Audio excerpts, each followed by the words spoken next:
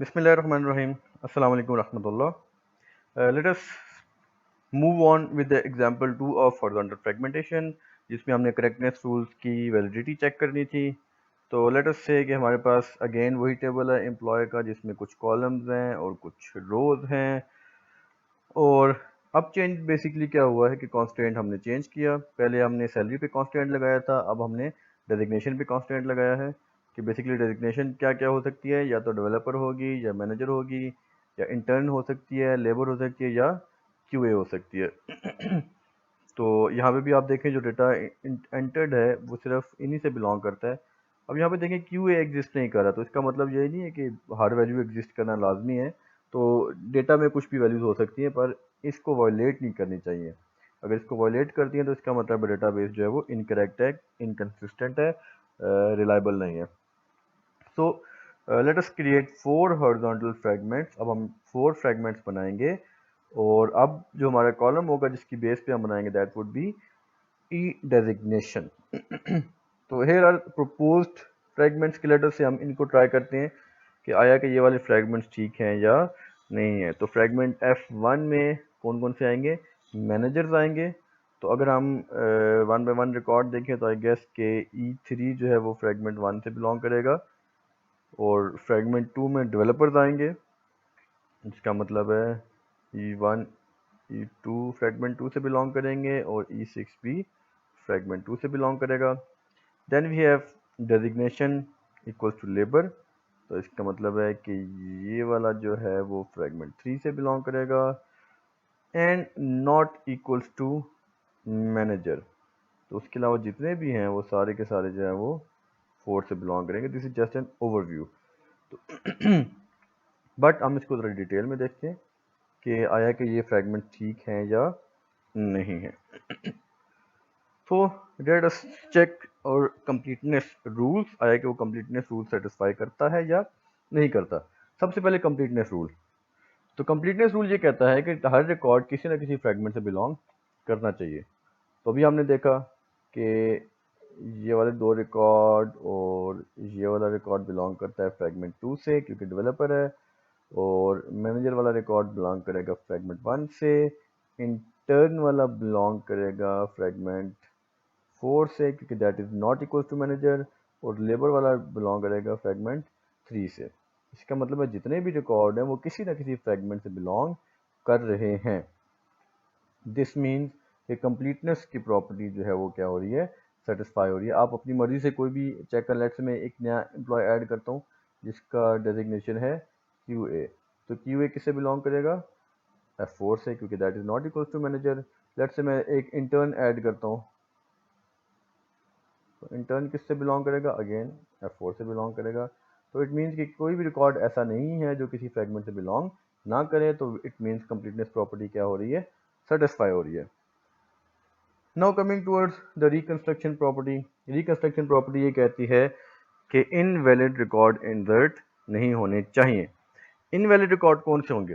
Invalid record वो वाले होंगे जो इस कॉन्स्टेंट को फुलफिल नहीं कर रहे। तो लेट्स से मैं एक नया एम्प्लॉय ऐड करता हूँ, ब्ला ब्ला ब्ला ब्ला ब्ला ब्ला, इससे फर्क नहीं पड़ता जिसका डेजिग्नेशन होगा। लेट्स से हम डेजिग्नेशन एंटर कर दें PM, प्राइम मिनिस्टर।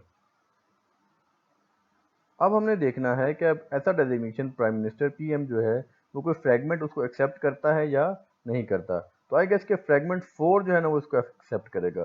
क्यों? क्योंकि फ्रैगमेंट F4 ये कह रहा है कि not equal to manager, manager नहीं होना चाहिए, उसके अलावा कुछ भी हो जाए। तो उसके अलावा कुछ भी, उसमें तो PM भी आता है, उसमें फिर AM भी आएगा, उसमें फिर वजीर भी आएंगे, उसमें तो जनरल भी आएंगे।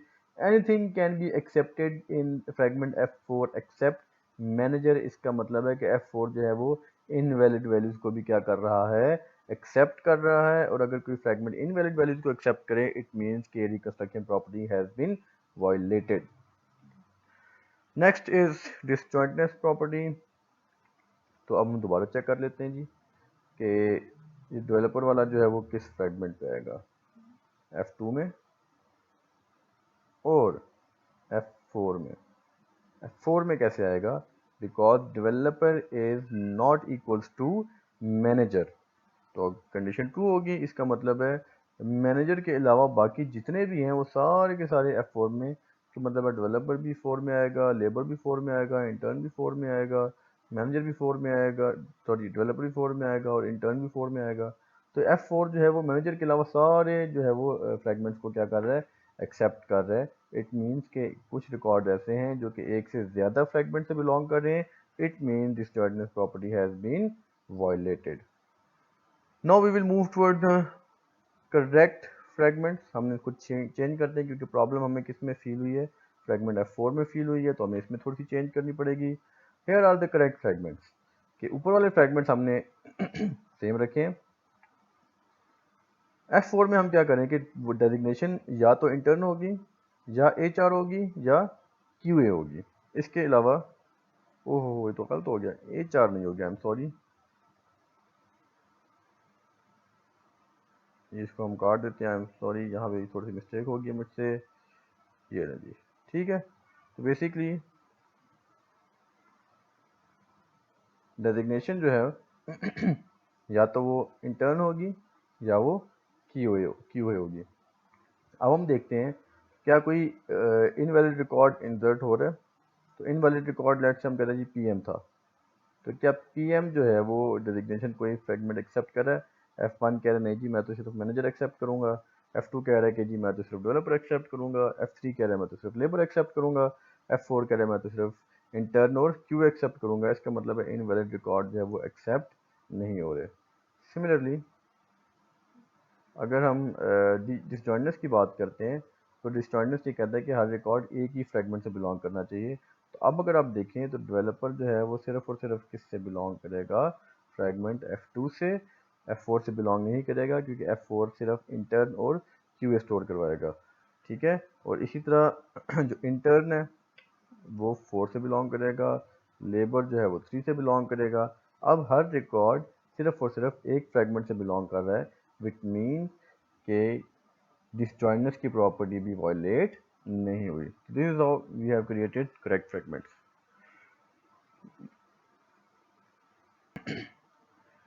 Now we will move toward the example 3।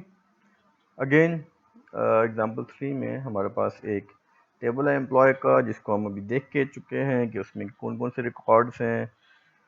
Let us से कि हमारे पास 4 एप्लीकेशंस हैं जो कि एम्प्लॉय के डेटा को एक्सेस कर रही हैं और हर एप्लीकेशन जो है वो डिफरेंट डेटा को एक्सेप्ट कर रही है।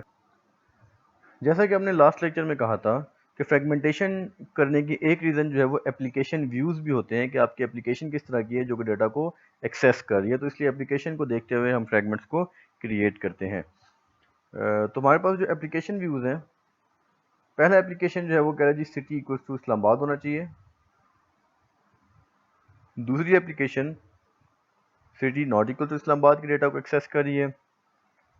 तीसरी एप्लीकेशन जो है वो वाले एम्प्लॉयज़ को एक्सेस कर रही है जिनकी एज जो है वो 30 से अबव है। और फोर्थ एप्लीकेशन जो है वो वाले एम्प्लॉयज़ एक्सेस कर रही है जिनकी एज जो है वो 30 से बिलो है। तो अब हम क्या करते हैं, फ्रेगमेंट्स बनाते हैं कि अगर इन 4 एप्लीकेशंस की बेस पे फ्रेगमेंट्स बनाए जाएं, हमारे पास फ्रेगमेंट F1 बनेगा city equals to Islamabad, fragment F2 बनेगा city not equal to Islamabad, fragment F3 बनेगा city greater than equals to 30 and fragment F4 बनेगा age greater than equals to 30 और F4 बनेगा एज लेस देन 30। अब अगर इन फ्रेगमेंट्स की base पे हम टेबल को व्यू करें तो जो पहला रिकॉर्ड है E101 वो फ्रेगमेंट F1 से भी बिलोंग करेगा और फ्रेगमेंट F2 से भी बिलोंग करेगा। कैसे? क्योंकि इसके सिटी क्या है, इस्लामाबाद, तो Islamabad city belongs to fragment F1।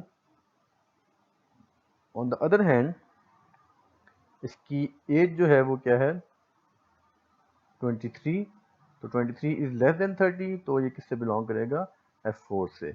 इसी तरह फ्रेगमेंट जो है वो रिकॉर्ड 2 वो भी F1 और F4 से बिलोंग करे। तो बेसिकली मेन पॉइंट इज कि हर रिकॉर्ड जो है वो एक से ज़्यादा फ्रेगमेंट से बिलोंग कर रहा है। तो इसका मतलब है कि ये वाले फ्रेगमेंट्स क्या हो गए, इनकरेक्ट हो गए, क्योंकि डिसजॉइंटनेस प्रॉपर्टी क्या हो रही है, वायलेट हो रही है। तो इसका मतलब यह हुआ कि जब हमारे पास मल्टीपल कॉलम्स होंगे तो हम इस तरह डायरेक्ट जो है वो फ्रेगमेंट्स नहीं बना सकते, उसके लिए फिर हमें कुछ खास रूल्स देखने पड़ेंगे। वो कौन से रूल्स हैं जिनको हम अप्लाई करके इन प्रॉब्लम्स को ख़त्म कर सकते हैं। तो नेक्स्ट वीडियो में अब हम देखते हैं कि अगर हमारे पास मल्टीपल कॉलम्स की बेस पे फ्रेगमेंट्स बनाने पड़ जाएं तो फिर हम क्या रूल्स जो है वो उनको अप्लाई करेंगे।